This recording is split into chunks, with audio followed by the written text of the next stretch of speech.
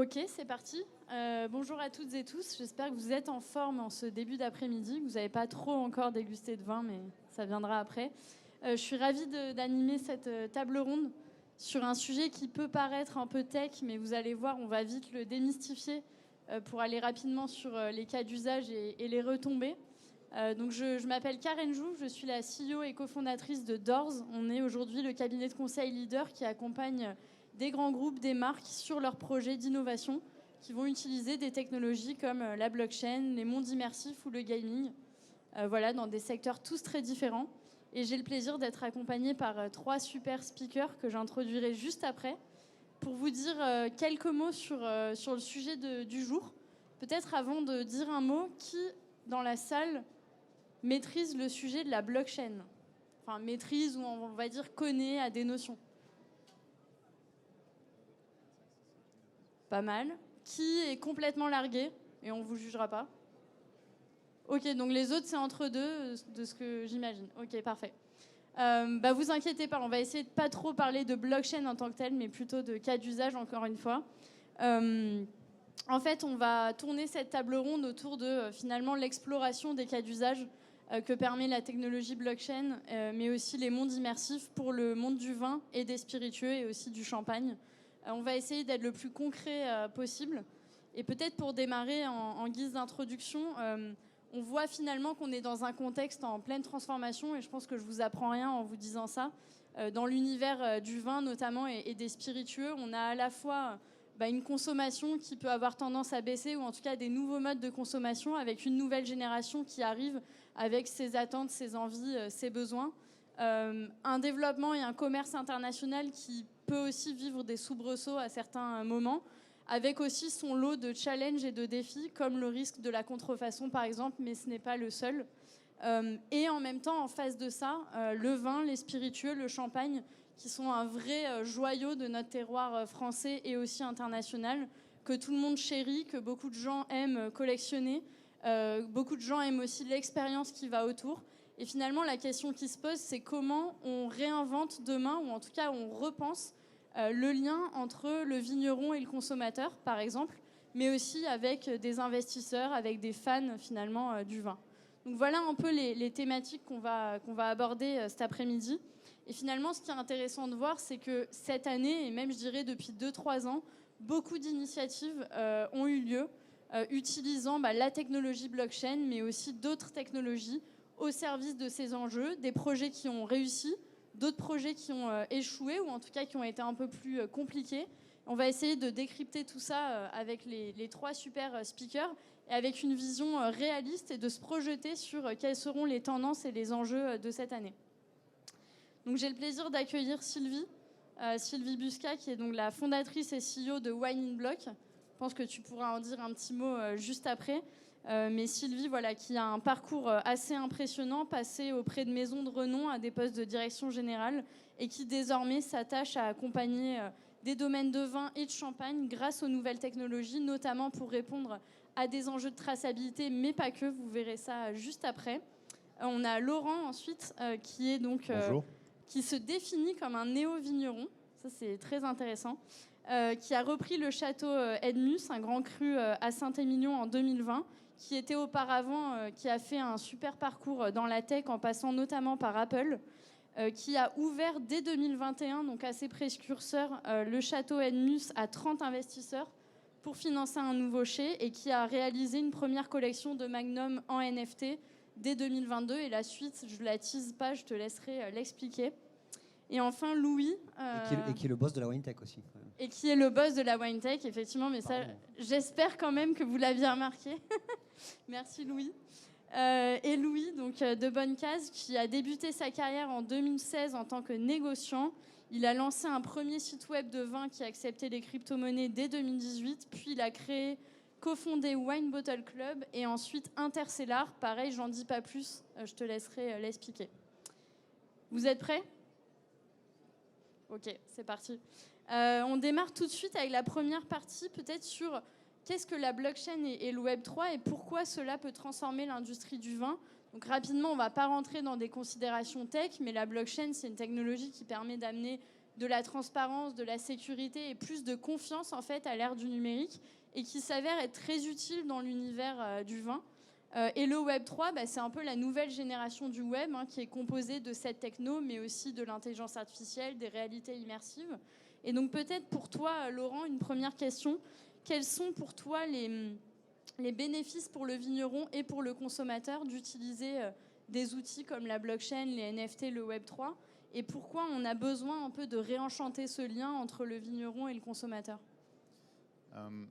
Il y a un an, jour pour jour, au même endroit, on présentait un premier livre blanc autour justement de ces NFT et de comment, en 10 points, il nous semblait qu'ils allaient pouvoir révolutionner le monde du vin. Donc, vous pouvez toujours télécharger ce livre blanc sur le site de la WineTech. Il est disponible. Il explique en 10 points ce qui peut se passer. Un an après, puisque c'est un peu le bilan, on regarde un peu les choses différemment. Et parmi ces 10 points, moi, et là je prends ma casquette de vigneron, la chose principale qui a été un atout pour moi, ça a été ma capacité à créer une relation avec le client final, une interaction. En fait, on va oublier la technologie, on va oublier même le nom NFT, on s'en fiche en fait. Qui se souvient aujourd'hui du codec de musique, est-ce que c'était un MP3 ou un MP4 ? Aujourd'hui, vous avez juste votre musique en ligne, elle est dans le cloud, et peu importe en fait la technologie qui est derrière. On pense que sur les NFT, ce sera pareil, on va oublier un jour cet acronyme barbare et savoir qu'est-ce qu'il y a derrière, et ce qui va compter, c'est vraiment l'expérience utilisateur. Et vraiment, nous, ce que l'on a vu, c'est quand on efface cette complexité, quand on efface cette technologie, qu'on la rend grâce à des interfaces relativement simples, le client, en fait, il ne sait même pas que derrière, il y a une techno Web 3, blockchain, peu importe. Et derrière, il y a un lien de confiance, qui se crée. J'ai cette technologie qui me sécurise que ma transaction, elle est bien faite, elle n'est pas copiable, que mes bouteilles sont des vraies bouteilles, qu'elles sont authentifiées, qu'elles sont tracées, je sais où est-ce qu'elles sont. J'en ai la certitude, j'ai le certificat qui me dit où est-ce qu'elles sont. Donc on crée une confiance et on crée un dialogue. C'est-à-dire que cette technologie, les porteurs de cette technologie, les porteurs de cette carte, dans le cas du Club Enus, les porteurs de cette carte, ils ont un accès directement à leur bouteille, aux vignerons. On a créé un groupe WhatsApp avec qui on peut donc dialoguer. On authentifie les gens qui sont dans ce groupe grâce à cette carte, grâce à cette technologie de blockchain faite par Interstellar. Et du coup, c'est vraiment ça. En fait, c'est quand on a réussi en fait à effacer la technologie et qu'on a mis devant l'humain et le bénéfice de ce qu'on pouvait faire grâce à cette technologie qu'on voit vraiment les avantages qui sont indéniables. Donc effectivement, là, on voit un premier cas d'usage assez intéressant sur, au final, l'expérience consommateur et aussi toute la partie identification. Et justement, si on continue sur ce volet-là, qu'on va un petit peu plus loin, Sylvie, sur les enjeux de traçabilité, d'authentification, de certification. Là aussi, on va essayer d'enlever la tech, mais quand même, la tech peut apporter des choses assez importantes et surtout indispensables en fait dans le contexte de l'industrie du vin. Donc, est-ce que tu peux nous parler de ces sujets-là, de ce que vous avez développé du coup Oui, bien sûr. Alors, je rejoins Laurent. Effectivement, au départ, on parlait beaucoup de blockchain et finalement, on a fini par abandonner totalement le nom.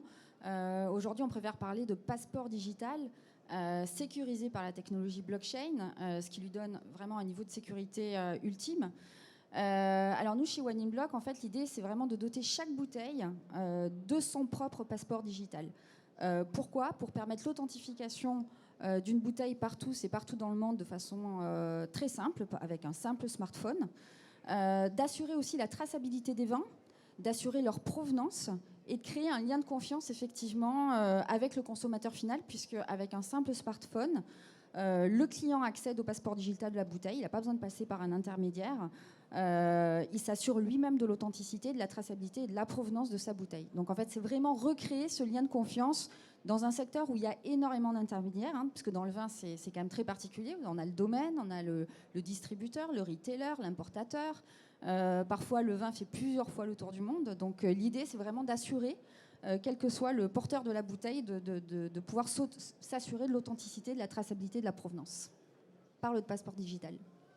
Je pense qu'on reviendra après sur des exemples concrets. Peut-être pour continuer, Louis et peut-être Laurent, si tu veux ajouter aussi des choses, mais si on parle maintenant un peu des enjeux aussi d'investissement, de distribution, de monétisation, qui sont aussi d'autres enjeux importants aujourd'hui dans l'industrie du vin, et les enjeux en termes d'expérience client. Est-ce que tu peux nous partager un peu, toi, ta vision et ton bilan là-dessus ? Tout à fait. Bonjour à tous. Merci d'être là. Merci Karen. C'est important, je pense qu'on soit là pour discuter de cette technologie qui paraît parfois un peu complexe et qu'on essaye ensemble. D'ailleurs, avec Laurent, avec Sylvie, on œuvre finalement pour la même chose, rendre la distribution, améliorer en fait la distribution et l'expérience du client. Donc, je suis content d'être là, content que vous soyez là pour nous écouter aujourd'hui. Moi, je dirais, faire des bilans, c'est intéressant. Alors, c'est vrai que cette technologie va très vite. Donc, des bilans, on pourrait en faire finalement de manière presque hebdomadaire. Tout avance très vite. Ce que je peux dire aujourd'hui, c'est que finalement, comme Laurent le dit, on va à terme oublier la technologie qu'il y a derrière et se focaliser finalement sur les vraies utilités de la blockchain. Il y a des industries dans lesquelles on essaye, parce que aussi c'est la mode, de absolument implanter la blockchain. Aujourd'hui, le vin et les spiritueux, c'est un secteur dans lequel ça se prête très bien. Et tu le disais notamment, tu parles d'investissement, d'expérience client, etc. Et la blockchain, on y reviendra un petit peu plus en détail après, permet de structurer un marché secondaire qui existe, par exemple, sans pour autant alimenter une certaine spéculation, mais l'idée c'est de maîtriser ce marché, et c'est très important pour les marques de savoir où vont leurs vins, où vont leurs bouteilles de spiritueux. Et après, en termes d'expérience utilisateur, il faut savoir en fait aussi utiliser les nouvelles technologies pour leur aspect marketing. C'est pas forcément un gros mot que de dire j'utilise la blockchain, parce qu'aussi c'est tendance, et c'est vrai que ça va aussi attirer une clientèle plus jeune qui a soif d'autres expériences. Aujourd'hui, quand on achète du vin, peut-être que l'expérience elle peut être améliorée, et au travers de beaucoup d'outils, et c'est le bilan moi, que je ferai des années de travail qu'on a mis en place, c'est que finalement l'utilisateur il va chercher des avantages concrets liés à la technologie, et puis aussi une expérience utilisateur liée par exemple, comme tu le disais tout à l'heure, au côté immersif, au côté gamification, c'est un bien grand mot, mais le but c'est de rendre ludique et intéressant l'achat de vins et spiritueux. Voilà. Laurent, tu veux ajouter quelque chose ? Oui, mais je pense qu'on a exactement les mêmes constats, donc je vous confirme absolument tout ce qui a été dit là. Pour peut-être complémenter un petit peu le propos, je pense qu'effectivement on est dans cette phase de vulgarisation. C'est-à-dire que la technologie, on va l'oublier, elle est sous le tapis. On ne sait pas vraiment ce qui se passe dans un moteur de voiture quand on appuie sur l'accélérateur ou le frein, mais on sait que si on appuie sur l'accélérateur, on ira plus vite, et le frein, on va s'arrêter. On a cette confiance. Mais aujourd'hui, c'est exactement ce qui est en train de se passer. On a confiance dans la techno parce qu'elle permet de délivrer des certificats, de l'authenticité, de la traçabilité, une expérience client. Et on s'est attaché peut-être pendant cette année à justement avoir des outils de pilotage qui étaient beaucoup plus simples, beaucoup plus intuitifs, sans vouloir parler forcément à des geeks, à des gens qui maîtrisent cette techno, mais la vulgariser au maximum. Je pense que c'est le travail qu'on s'applique à faire. Il y a encore du travail à faire pour aller un petit peu plus loin, mais l'idée c'est vraiment d'avoir la confiance comme quoi cette technologie peut répondre aux besoins de la filière. Et je donnerai juste un chiffre. Quand il y a 2 ans, nous on lançait une première collection de bouteilles qui était NFTisée, maintenant c'est une collection par semaine qui se lance. Donc si vous posez la question de savoir est-ce qu'il y a une pérennité, est-ce qu'on voit ce genre de technologie se développer, actuellement c'est toutes les semaines que vous voyez des nouvelles collections de vins qui sont NFTisées, on rentrera peut-être dans le détail plus tard, mais donc c'est une adaptation absolument massive. Et il y a des bonnes raisons à ça, c'est parce que ça résout vraiment des problèmes de la filière, ça répond vraiment à des attentes clients, à des attentes consommateurs, et les domaines s'en sont emparés. Alors des fois c'est juste en mode pour essayer, pour tester, mais c'est une adaptation absolument massif. Oui, tout à fait. Tu fais bien de le souligner. Dans toutes les industries, encore plus dans le vin, on est clairement dans une phase d'éducation encore, de structuration et de consolidation d'une vision et d'un socle technologique. Donc effectivement, aujourd'hui, la technologie est globalement mature, même s'il y a encore des développements à prévoir. Maintenant, c'est les usages qui doivent devenir matures, et puis c'est les business models autour qui doivent se construire et se pérenniser. Mais de la même manière que sur Internet, au final, effectivement, le e-commerce ou les réseaux sociaux, on ne cherche pas à soulever le capot et à se demander ce qu'il y a en dessous, sauf pour les techs. On cherche plutôt à regarder les cas d'usage et les retombées positives pour son business. C'est justement parfait pour transiter justement sur la deuxième partie. Et là, on va essayer de vous projeter un peu plus dans finalement des cas d'usage concrets, revenir avec vous trois sur des activations que vous avez pu faire à différents niveaux. Avoir vraiment votre retour d'expérience vrai avec finalement les challenges, les défis, mais aussi les succès et potentiellement ce qui n'a pas marché ou ce que vous avez tiré comme conclusion. Et si vous avez quelques chiffres clés, c'est toujours mieux pour illustrer. Peut-être Sylvie, on peut commencer avec toi. comment on passe de contraintes à opportunités. On sait que finalement, la question de la traçabilité, de l'authentification, ça peut être perçu à première vue comme une contrainte. Et en fait, derrière, on peut tirer le fil pour en faire une opportunité dans l'expérience client. Je crois que tu as un cas d'usage dans le champagne dont tu veux nous parler. Et je peux d'ailleurs passer tes slides. Magnifique.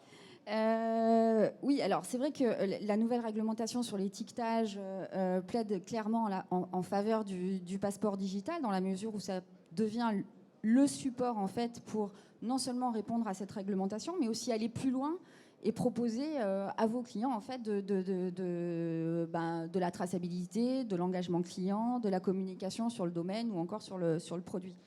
Effectivement, pour être tout à fait concret, alors il faut savoir aussi que la blockchain ou les technologies que l'on utilise, elles sont pas, on ne les utilise pas seules en fait. On a tout un support technologique aussi qui est autour.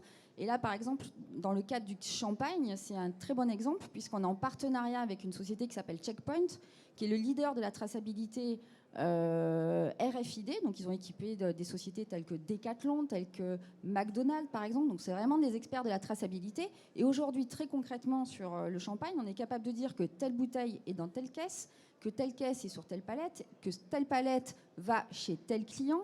C'est relié en même temps, en fait, à l'ERP du domaine. Le tout est sécurisé par la technologie blockchain. Le même passeport est capable de communiquer avec le client final ou aussi avec des intermédiaires tels que la supply chain ou des entrepositaires, des transporteurs, etc. Donc en fait, la technologie, le passeport digital, il n'est pas tout seul dans son coin. En fait, il fait partie intégrante en fait, de tout un système qui va permettre en fait, au domaine de créer le lien de confiance jusqu'au consommateur final. J'ai été claire ? C'était très clair, non, mais je passe en même temps ta slide aussi sur le Quib. D'accord, justement. oui, alors ça c'est un deuxième sujet qui est très intéressant aussi. Là on est vraiment dans la traçabilité de la qualité.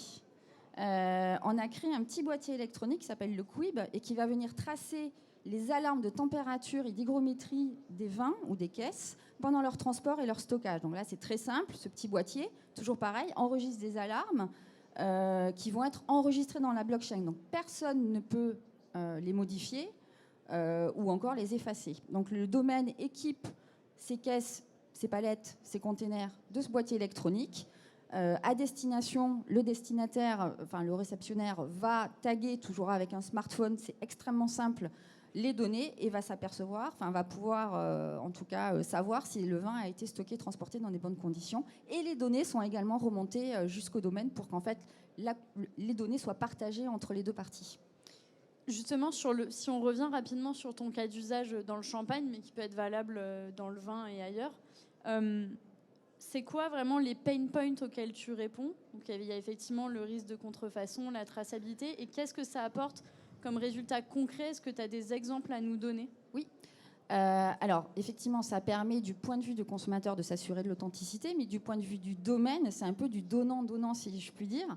Ça peut être aussi un très bon moyen de s'assurer qu'il n'y a pas de marché parallèle et que finalement les distributions sont bien respectées telles que le domaine le souhaite. Très concrètement, là, je suis factuelle en fait.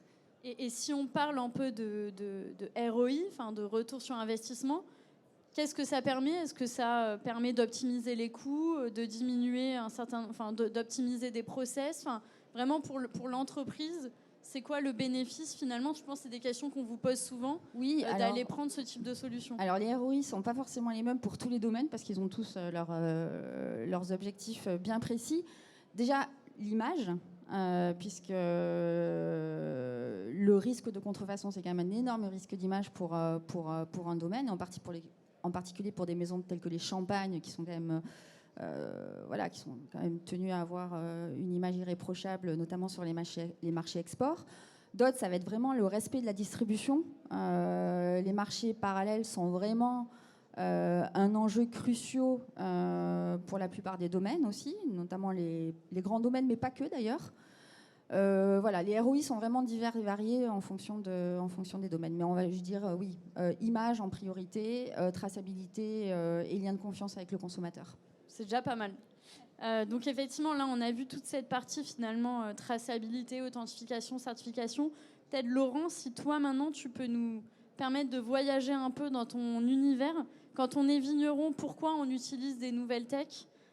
c'est quoi les challenges auxquels tu as fait face et les résultats. Et je pense que tu vas nous parler du club allocataire ou de l'expérience de lancer une collection NFT, justement. Et tu as ta slide, toi aussi. Je crois que tu peux même cliquer une deuxième fois sur le... Je crois qu'il n'y a pas d'animation prévue. Moi, j'ai la chance d'être assis ici au milieu de vous à la WineTech, d'être au cœur de ces entrepreneurs qui maîtrisent ces technologies, qui savent les utiliser et donc qui donnent beaucoup d'inspiration. Le premier projet que vous voyez ici, avec le titre c'était l'Express, la folie des NFT s'empare des grands crus. Vous avez une image d'une étiquette d'un magnum de Château Edmus que nous avions réalisé à l'époque. On avait fait une série de 10 magnums avec 10 étiquettes différentes faites par un artiste. Donc chaque étiquette était absolument des œuvres magnifiques. Et on a décidé donc de vendre ces 10 magnums aux enchères en NFT. Ça veut dire quoi? Ça veut dire qu'en fait, ce que l'on vendait, ce n'était pas la bouteille, mais c'était l'image de la bouteille avec cette étiquette. Donc le NFT de la bouteille, qui était ici une image, et qui est en fait le titre de propriété, le jumeau numérique de la bouteille. La bouteille était stockée chez le partenaire qui mettait un contrat de stockage de 5 ans.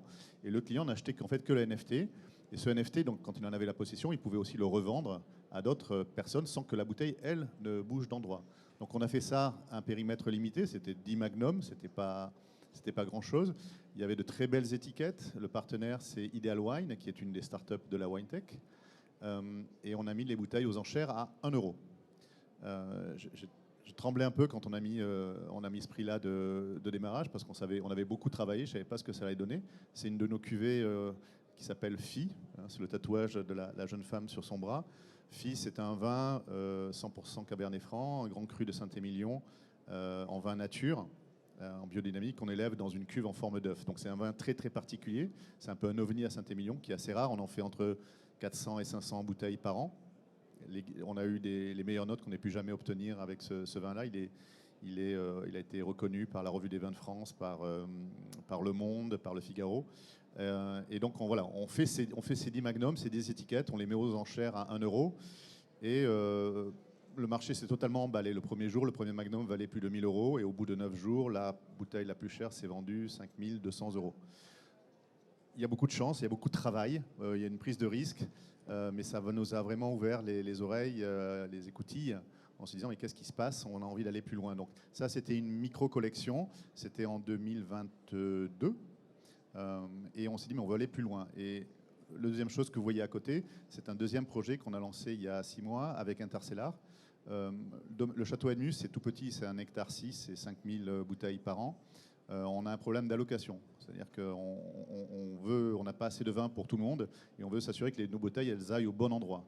Le but pour nous, c'est de vendre le plus possible en direct. On a des coûts de production qui sont très élevés et donc on ne peut pas se permettre d'avoir 25 intermédiaires parce que nos bouteilles vont se retrouver à des prix inaccessibles sur le marché. Donc on essaie de vendre un tiers de notre production à des clients que l'on connaît. On avait un fichier de gens qui nous achetaient en ligne régulièrement. On a fermé cette boutique en ligne parce qu'on ne pouvait plus mettre de vin sur la boutique, il n'y avait plus rien à vendre. Et on leur a proposé de devenir membre d'un club allocataire. Et là, on s'est inspiré de ce que font les wineries américaines avec les listes de distribution, où vous devenez allocataire, vous vous abonnez, et chaque année, on vous envoie un courrier qui vous dit j'ai 2 bouteilles pour vous, est-ce que vous les voulez? Alors, si vous ne les voulez pas, quelqu'un d'autre les aura. Vous avez 4 jours pour répondre, et ça se passe comme ça. Donc nous, on a créé ce club allocataire. On a souhaité utiliser la technologie des NFT, parce qu'on s'est dit que les cartes de membres, on voulait qu'elles soient digitales. Alors vous les avez ici, en fait, elles n'existent pas, elles n'ont jamais été imprimées. C'est des cartes numériques, vous les avez sur votre téléphone, sur votre ordinateur. Et la seule entreprise qui était capable de réaliser cette performance technologique, c'était Intercellar, l'entreprise de Louis, avec qui on a un peu essuyé les plâtres. Et on a décidé donc de créer ce club d'allocataires où les cartes étaient des cartes numériques, digitales, en NFT. C'est-à-dire qu'elles sont donc incopiables, on peut les transférer avec une valeur. Elles sont tracées, elles sont authentifiées. On a fait des cartes de 6 bouteilles, de 12 bouteilles, de 24 bouteilles. On a fait une grande campagne d'information au niveau de nos membres, au niveau de la communauté d'Intercellar, qui est la plus grande communauté d'acheteurs aujourd'hui pour ce type de vin. Et on a mis en vente un jour bien donné. Et en une journée, on n'avait jamais vendu autant de vin. Je crois qu'on a vendu ce qu'on vendait en une journée, on vendait en 8 mois. Et donc les gens ont compris ce que c'était, ont adhéré au concept, On stocke les bouteilles pour eux, ils ont leur carte de membre, on stocke les bouteilles pour eux. Quand ils veulent les recevoir, ils nous le disent. Ils ont une interface sur Intercellar et on leur livre les bouteilles où ils veulent. Et je vais vous livrer quelques chiffres un peu pour que vous compreniez ce que ça nous a permis, nous, d'apprendre. Premièrement, on a la moitié de nos clients qui étaient des anciens clients. Il y a des gens qui nous achetaient du vin sur notre boutique en ligne quand elle était ouverte. La moitié, on fait partie de ce club allocataire. L'autre moitié, c'était des gens qu'on ne connaissait pas et qui venaient de l'univers d'Intercellar, qui venaient des crypto-monnaies, qui venaient de cet univers-là. Et donc, ça nous a permis d'adresser une nouvelle clientèle qu'on ne connaissait pas, premièrement. Deuxième chose, on a rajeuni de 10 ans la moyenne d'âge de nos clients. On était plutôt sur des gens qui avaient autour de 45-50 ans, des clients d'un Grand Cru, de Saint-Émilion, etc. Et là, on a gagné 10 ans. C'est-à-dire qu'on s'est retrouvé à vendre nos bouteilles de Saint-Émilion Grand Cru à des gens qui avaient 23, 26 ans. Quand je vous parle d'âge moyen, c'est l'âge moyen, mais on a des gens très jeunes, des femmes. La proportion de femmes est passée de 6% à 12%. C'est pas encore la parité, mais elle a doublé. Et troisième chose dont je voulais vous partager, c'est qu'on a trouvé des clients grâce à cette technologie, grâce à Intercellar, sur des territoires qu'on ne connaissait pas. On a maintenant 30% de nos clients qui sont à l'étranger. On a trouvé des clients à Oman, au Cambodge, à Singapour, en Colombie. Ça, c'est pour les pays exotiques. Mais on a une grosse population aujourd'hui de Suisses, d'Anglais, de Belges, qui sont devenus membres du club. Donc 30% de la population hors France. Voilà, donc ça c'est très concret. C'est ce qu'on a réalisé, c'était au mois d'octobre, je me souviens bien. Et on est très contents. Là, on a fermé les ventes parce qu'on n'avait plus de vin à vendre. On va remettre quelques cartes en distribution au mois d'avril. Il nous en reste une cinquantaine qu'on va pouvoir proposer. Et je vous invite à vous inscrire sur la liste d'attente sur Château Edmus, tout simplement. Super intéressant, Laurent. Et je pense que les chiffres et les tendances sont hyper intéressantes. Juste si tu peux, je me permets de challenger un petit peu, mais j'imagine qu'il y en a qui ont des questions, parce que tout a l'air simple comme ça et hyper positif. Est-ce qu'il y a des défis, des challenges auxquels tu as fait face avec Louis, du coup? Voilà, c'est quoi, et vraiment dans ta vision de vigneron, pour ceux qui peut-être voudraient faire pareil ici dans la salle, voilà, est-ce qu'il y a eu des défis, des challenges qui sont importants à avoir en tête et qui sont du coup qu'on peut largement dépasser puisque c'était une réussite? On est sur les plâtres, hein, donc forcément quand on innove comme ça, quand on fait un truc, on va s'inspirer de wineries américaines, de technologies ici et d'un besoin là. Enfin, tout n'est pas parfait. On a beaucoup transpiré le jour où on a mis en vente parce que bien entendu le serveur a explosé, ça répondait pas.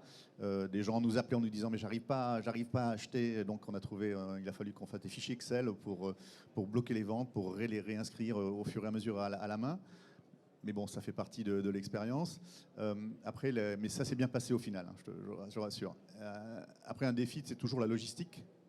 Quand quelqu'un vous appelle 3 jours avant Noël et vous dit voilà, je suis en Allemagne, je voudrais pour mettre sur la table dans 3 jours recevoir mes bouteilles, c'est compliqué. Donc on s'est retrouvé on a trouvé des solutions, c'est-à-dire qu'on l'a fait à la main, on a trouvé des DHL à des prix exorbitants et on a réussi à faire en sorte que les clients puissent recevoir leurs bouteilles en Allemagne pour mettre sur la table de Noël. Mais voilà, c'est ce genre de détails où le diable est toujours dans les détails. Quand tu innoves, tu prends des risques, tu sais que tout ne sera pas parfait. Il faut être réactif, il faut assumer le fait de pouvoir, il faut être transparent vis-à-vis de ses clients en leur disant attendez, non, là ça ne marche pas, on s'excuse, on va améliorer, on revient vers vous quand ça fonctionnera. C'est comme ça que tu crées la confiance aussi. Effectivement, pour raconter une anecdote, nous aussi dans le luxe, on a lancé récemment une activation. Toutes les parties où on se stressait ont fonctionné sur la tech. Ce qui a bloqué, c'était la logistique. Et donc finalement, c'est pas la blockchain ou le Web3 qui posait problème, c'était juste des problématiques traditionnelles. Merci beaucoup Laurent pour ton témoignage. Peut-être Louis, du coup, pour finir un peu sur ce bilan et les cas d'usage concrets, comment toi tu abordes en fait cette disruption du marché du vin et des spiritueux?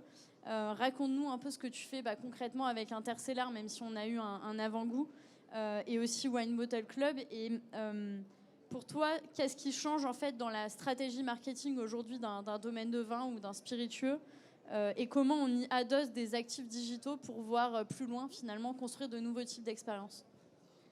Alors avant de parler des succès et des écueils qu'on a eus, comme tu le disais, c'est important peut-être que je redéfinisse exactement ce qu'on fait. Donc sur intercellar.io, bon là vous avez une visibilité sur sur notre site web. Finalement, on est un peu... Alors on a parlé, Sylvie a parlé de traçabilité de la bouteille, traçabilité de la qualité. Laurent parlait de traçabilité finalement du consommateur au travers de cartes, au travers d'un club. Finalement, en fait, nous sur notre plateforme, l'idée c'était de regrouper tous ces acheteurs et ces différents cas d'usage au sein d'une même entité. Et en fait, c'est très simple ce qu'on fait sur notre marketplace. On vend du vin de manière traditionnelle, sauf que derrière, on utilise la blockchain pour créer, comme le disait Laurent, des jumeaux digitaux des bouteilles. Donc ça va permettre en fait finalement aux gens de pouvoir confectionner une cave digitale. L'actif physique, la bouteille physique reste stockée physiquement dans un entrepôt. Et finalement, ce double digital, on va pouvoir le garder dans son portefeuille, dans sa cave numérique, pour pouvoir faire vieillir ses vins et se les faire livrer plus tard. On va pouvoir les échanger. C'est très important. Aujourd'hui, les gens aiment pouvoir échanger des choses. Tiens, j'ai une caisse d'Edmus, je vais l'échanger contre une bouteille de Pétrus, on va dire plutôt pour être plus équivalent. Je ne sais pas, mais en tout cas, les échanges. Pourquoi pas la revente également. Donc en fait, on va venir structurer un marché grâce à cette technologie. Donc ça, c'est vraiment le concept qu'on essaye de mettre en place. Et comme le disait, donc on a fait plusieurs lancements. Vous avez quelques exemples ici. Smith Olafite, on a fait une winery en Espagne. On a lancé Champagne Carbone.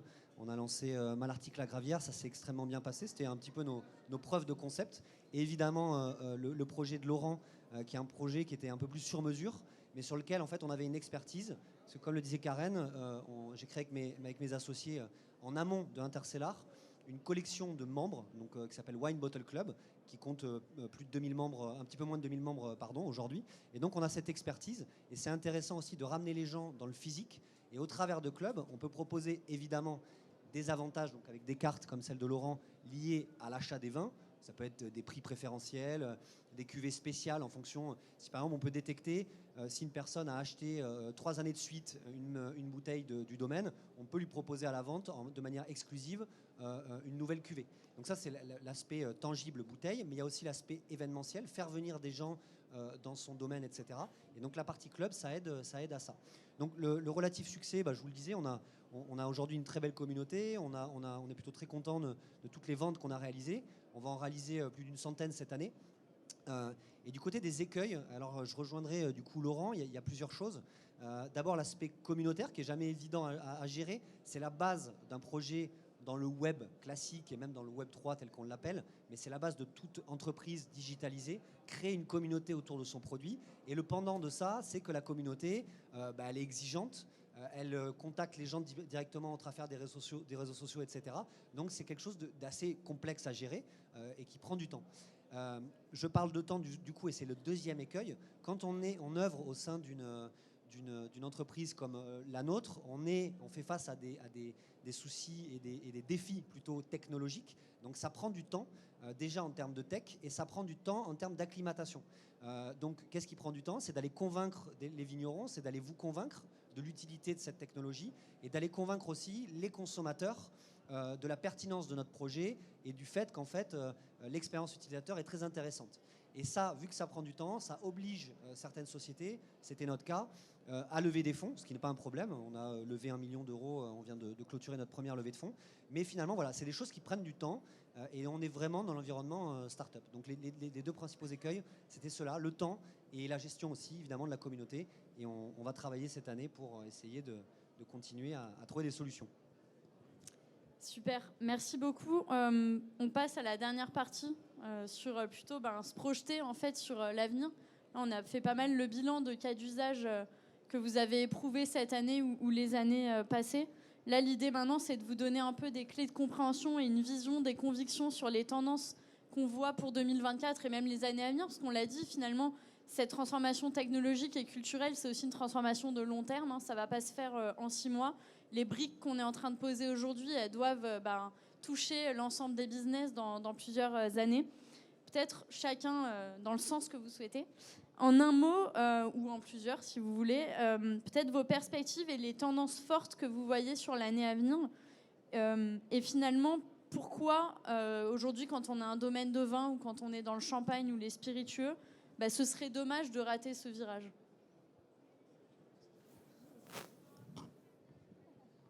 De mon point de vue, c'est une technologie qui va se généraliser, qui va impacter tous les secteurs du vin. Et je pense qu'on fera du Web3, du NFT, de la blockchain, tous bientôt, mais sans le savoir. Encore une fois, on aura réussi à simplifier ce que voit l'expérience utilisateur et que derrière le moteur seront ces technologies et les gens ils auront leur cave dans le cloud. Mais est-ce que derrière, quelle est la technologie et on s'en fiche en fait quelle est la technologie, on veut juste que ça marche et que ça délivre la promesse et c'est le cas. Je pense que tous les concepts, les proofs de concepts, les preuves sont là aujourd'hui. Enfin, et l'intérêt massif que l'on voit de tous les vignerons, la salle est pleine, hein, les gens sont debout derrière et ça veut bien dire quelque chose. C'est qu'on se pose des questions, on a envie de voir, on a encore envie de tester. Donc pour moi, il n'y a aucun doute là-dessus, comme quoi c'est une des technologies clés qui vont impacter le monde du vin. Et je dirais, au-delà de ça, pour moi, c'est une technologie qui permet de recréer du lien. Et ça, c'est une des choses que j'ai appris, que j'ai découvert en fait. Ce club, nous, des allocataires, le club Elmus, on a un groupe WhatsApp avec donc tous les membres y ont accès. Donc je leur envoie des nouvelles, je leur dis que je suis là par exemple aujourd'hui, je leur envoie une coupure de presse, je leur propose de voter pour le nom d'une nouvelle cuvée, je lance un débat sur un sujet et le taux de réponse est juste incroyable. C'est-à-dire que les gens en fait, peu importe qu'ils soient en Colombie, à Oman ou à Berne en Suisse, eh ben, ils me répondent, ils me parlent, ils se parlent entre eux. Et donc on se retrouve avec des gens qui ont des sujets communs, qui sont passionnés. Et alors ça prend du temps, hein. Des fois un groupe WhatsApp, quand vous n'êtes pas connecté pendant 2 jours, vous avez 150 messages. Mais ça veut bien dire qu'il y a la techno, encore une fois, peu importe la techno, mais quand elle recrée du lien, quand elle recrée cette expérience utilisateur, on est dans le vrai, on est dans le mille, quoi. Et moi je pense que ces technos vont permettre de recréer ce lien de partage d'outils d'aujourd'hui, hein, d'outils modernes, contemporains, faciles, efficaces. Et que c'est pour ça aussi qu'elles vont être portées vers le succès. Et d'ailleurs, pour compléter ce que tu dis, c'est souvent quelque chose que beaucoup de gens ne voient pas, mais cette technologie peut amener encore plus de liens humains aussi, peut permettre des rencontres, des expériences humaines, ce qui peut parfois paraître un peu bizarre vu qu'on parle d'immersif ou de Web3, mais effectivement... Oui. Très concrètement, le mois de mai, on organise une journée porte ouverte. Alors nous, c'est un petit domaine, il n'est pas ouvert au public, mais pour nos allocataires, on organise une journée, on va les recevoir, on va un food truck qui vient, voilà, on va faire un énorme barbecue et on va passer une journée à déguster des cuvées qui n'ont pas encore, sont encore disponibles. On va aller visiter les infrastructures et on n'a que 100 places et elles sont déjà toutes prises. Sylvie, tu veux... Oui, nous, ce qu'on observe, en fait, c'est que, en général, nos clients commencent à s'apercevoir, et ça, c'est une très bonne nouvelle, qu'en fait, la technologie n'a de sens que si elle est utile. Et on commence clairement à apporter la preuve qu'elle est utile, donc pour toutes les raisons que j'ai évoquées tout à l'heure, l'authenticité, la traçabilité, que c'est une véritable demande aujourd'hui aussi de la part des consommateurs. Que c'est une façon de les rassurer, qu'aujourd'hui, clairement, dans le secteur des vins, ça fait 20 ans que je travaille dans le vin, on a besoin aussi de conquérir de nouveaux clients, que c'est une technologie extrêmement puissante pour les raisons qu'ont évoquées Laurent et Louis, une technologie hyper puissante pour engager de nouveaux clients. On a besoin de trouver de nouveaux clients, on a besoin de se rajeunir aussi. Voilà, confiance, engagement, traçabilité, confiance. Et peut-être aussi, tu l'as dit tout à l'heure, mais le fait d'avoir une vraie convergence entre plusieurs technologies. Oui, ça c'est important. Ne pas les opposer, je pense que c'est important. Ne pas les opposer. On s'inscrit vraiment dans la philosophie de chaque domaine, parce qu'on peut s'adapter aussi à la philosophie de chaque domaine. Hein. Plus de traçabilité, moins de traçabilité, de l'engagement client. On est capable aujourd'hui, avec cette technologie associée à d'autres socles technologies, de s'adapter vraiment à la stratégie commerciale de chaque domaine. Louis ?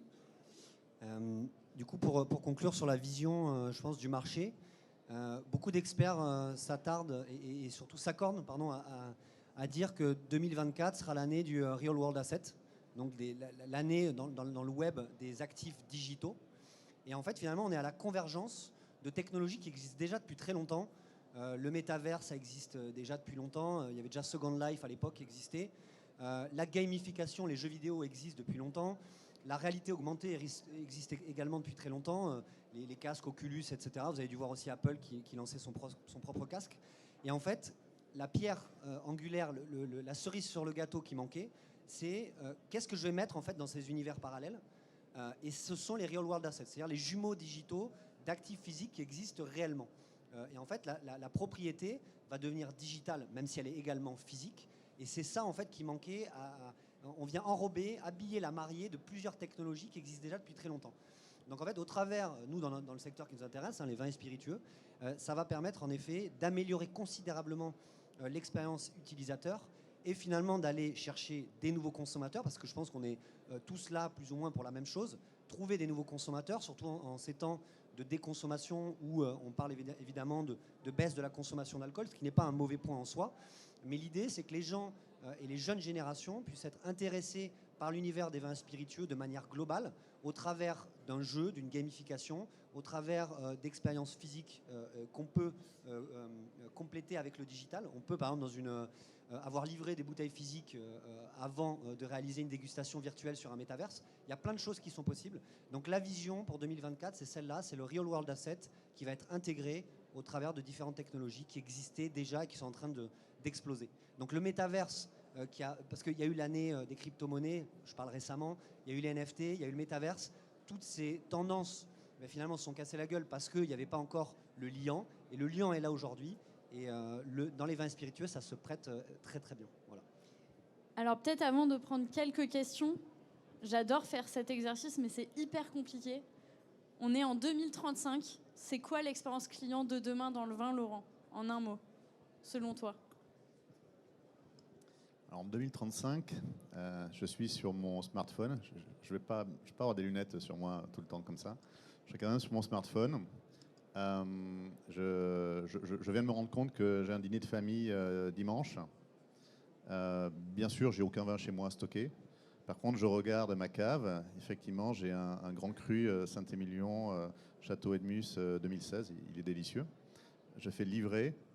Et j'aurai mon vin pour dimanche qui arrivera et qui aura été parfaitement conservé depuis aujourd'hui jusqu'à 2035. Il sera dans les parfaites conditions. Une bouteille authentifiée qui aura été conservée à plat, à la bonne hygrométrie et à la bonne température. Il sera parfait pour être dégusté en 2035. Je vous l'assure. Tu nous donneras la date. Hein. Sylvie ? C'est une bonne question. Je ne sais pas, je n'ai pas vraiment réfléchi.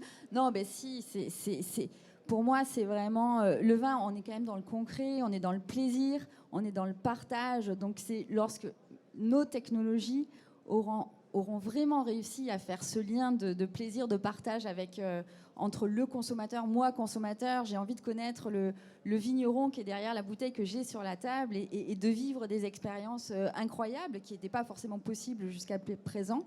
Il y aura certainement de nouvelles technologies qui vont encore aider à ça. Oui, c'est vraiment le lien direct avec le domaine grâce aux nouvelles technologies et grâce à nos technologies. Et Louis ? Et moi, j'irai dans la continuité de ce que vous dites tous les deux. On est le dimanche pour ce fameux, c'était un déjeuner ou un dîner, je ne sais plus. Un déjeuner. Et donc, on a reçu la bouteille, c'est génial, grâce à cette technologie. Et puis finalement, attention, je ne veux pas vous faire peur. Hein. On est en 2035, c'est quand même assez loin. Mais on met tous notre casque, parce que moi, je vous dis, ça va être cool. On va déguster, au moins Laurent en personne, sous forme d'un jumeau numérique, va nous présenter la bouteille.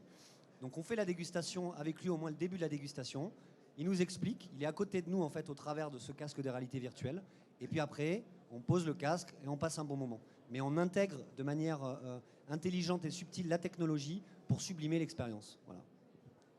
Super, j'espère qu'on vous a fait voyager. En tout cas, ce qu'on peut retenir, c'est que la technologie, elle est là et elle est là pour durer et pour aider, accompagner cette transformation de l'industrie du vin. Mais ce qui reste quand même cool, c'est qu'on continuera de déguster du bon vin.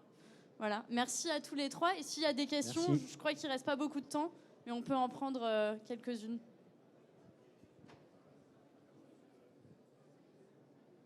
Merci. Bonjour. C'est super passionnant, vraiment. Des cas d'usage que j'ai vus sur le NFT, c'est très souvent lié à des séries limitées. D'ailleurs, vous l'avez présenté, vous, comme 10 bouteilles.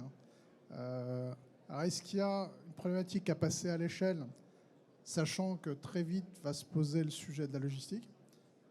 On vend finalement une promesse d'un vin certainement exceptionnel, mais que je ne possède pas à la maison, qu'il est stocké chez vous. Le jour où les NFT sur des vins un peu rares, ou même sur des spiritueux, le marché se développe de manière très forte. Comment est-ce que des acteurs comme vous allez gérer un sujet logistique? Ou alors est-ce qu'il faut d'ores et déjà investir dans des grands entrepôts pour garder le vin et les alcools en perspective à 10 ans? Après, je pense que Laurent pourra compléter mon propos, mais l'édition limitée, finalement, c'est un produit d'appel. On parlait tout à l'heure de communauté. Ce qui est important, c'est de voir, en tout cas, nous, c'était notre objectif. On aime bien dire qu'on est un agrégateur de communauté. On va chercher plein de projets qui sont très différents. Et en fait, au travers d'une édition limitée, il y a un engagement qui est plus fort. Et en fait, parce que c'est nos consommateurs qui fonctionnent comme ça pour l'instant, parce qu'ils ne connaissent pas forcément l'univers. Donc au travers d'une édition limitée, on va les attirer, ils vont dire tiens, c'est chouette, il y a un produit, ils aiment collectionner, c'est comme les cartes Pokémon, c'est comme plein d'autres choses, sauf qu'in fine, ça se déguste. Et ça, en fait, on va leur apprendre après. Et une fois qu'on a attiré le client au travers d'une édition limitée, le but, et c'est nous ce qu'on va faire par exemple cette année, c'est proposer des gammes classiques de vin. Et la personne aura dit tiens, j'ai goûté une édition spéciale de Smith Lafitte. Tiens, le Smith Lafitte classique, je vais le goûter aussi. Et je vais me le faire livrer et je vais l'acheter. Donc c'est vraiment, il faut le voir comme ça. Nous, on l'a vu comme un produit d'appel et une preuve de concept pour essayer notre concept. C'est important dans une start-up d'éprouver le concept. Donc c'était vraiment presque un passage, même si c'est toujours intéressant de faire des éditions aussi limitées pour raconter d'autres choses. J'ai une deuxième question, si je peux. Vous avez parlé également de vente aux enchères, et je trouve que le sujet des NFT sur des vins, il y a énormément de vins vendus aux enchères, je sais d'en acheter de temps à autre. C'est vrai qu'on ne connaît pas toujours la provenance, la qualité, les conditions de conservation. Et je trouve que le sujet de la traçabilité sur les ventes aux enchères, certainement un sujet à traiter. Il n'y a aucun doute là-dessus. Le certificat, il devient numérique. C'est-à-dire qu'au lieu d'avoir un bout de papier avec un tampon qui engage l'émetteur, là, c'est un certificat numérique qui est fait par l'émetteur. En l'occurrence, c'était Ideal Wine. Mais ça rejoint exactement cette problématique. C'est-à-dire que je m'engage à ce que ce vin il soit stocké dans de bons endroits, à la bonne température, la bonne hygrométrie, la bonne lumière, sécurisé. Il ne faut pas que l'entrepôt puisse peut-être prendre feu, assuré. Etc. Donc il y a un ensemble comme ça de critères qui rajoutent de la valeur au vin que vous venez d'acheter. Vous avez la certitude que le vin il n'a pas passé 2 jours à 35 degrés dans le port de Shanghai.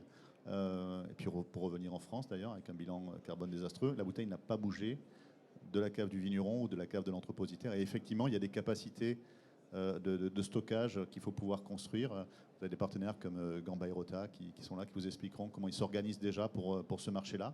Il y a une demande effectivement croissante de stockage déporté pour avoir ces caves virtuelles aux bons endroits, dans les bonnes conditions. Oui. Merci. Je crois qu'il nous reste très peu de temps. On peut prendre peut-être une dernière question et après, si vous voulez, on pourra se retrouver juste après. Ouais. I hope it's okay to ask a question in English. Sure. All right, so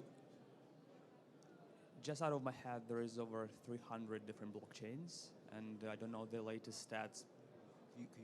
Yeah, is it better? Yeah. Perfect. Out of my head, there is over 300 blockchains in the world right now. And I don't know the latest stats, but I guess it's around over 100,000 independent winemakers in Europe only. How do you see the fragmented market, which is currently accessible to early adopters, to evolve in the next 5 years or a decade?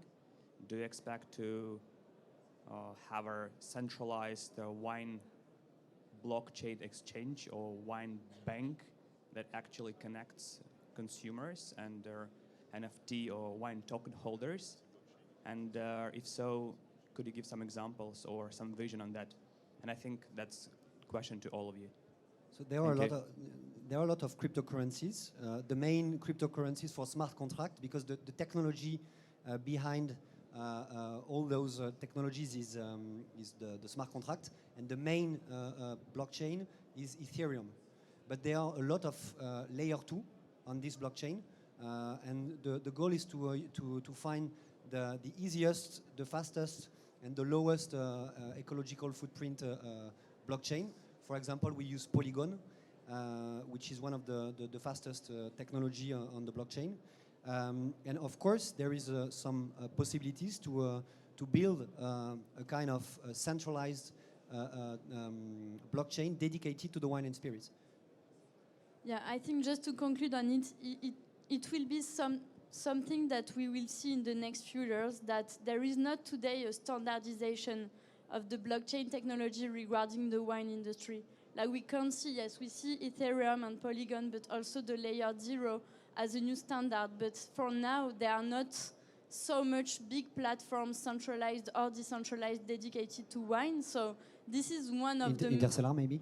Interstellar for sure, but this is one of the main topics I think for the next few years, and I think it's your objective. Like we can see in the sports industry, for example, we can talk about big players in the luxury industry. We see that there are some consortium like Aura Blockchain, for example. In the wine industry, we see some standards emerging, and we have to see in the next few years what will be the standard. Will it be like decentralized or centralized, or you can do both? This is all the question about interoperability, security, and user experience that have to be seamless. When we are talking about digital, physical asset, like phygital asset, we have to use a certain amount of centralization. It's not possible to decentralize everything like in a decentralized finance. And one of the main concern is also to make some bridges between the different blockchains. And it was exactly the same concern for metaverse. You have a lot of different metaverse, and I don't think that there will be just one metaverse, but some bridges between the different metaverse. So the technology is evolving, and we are going to have something more centralized. And this is what we are doing with Interstellar, for instance. We are trying to involve all the chain of value with the producer, with the consumer, and also in the near future maybe with all the professionals of the wine industry. Ok, merci beaucoup. Merci. Merci.